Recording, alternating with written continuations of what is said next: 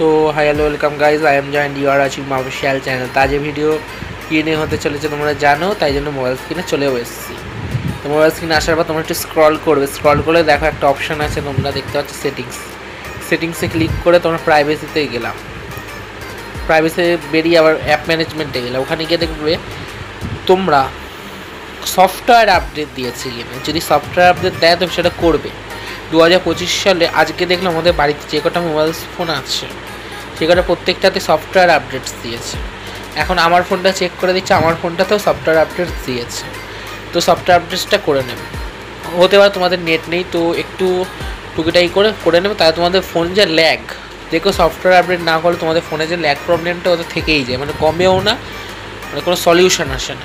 Software আপডেটটা করার পর তোমরা বিভিন্ন অ্যাপগুলোকে একবার ক্লিয়ার ক্যাচ করে নিলে দেখো তোমাদের ল্যাগিং প্রবলেম অনেকটাই কমছে।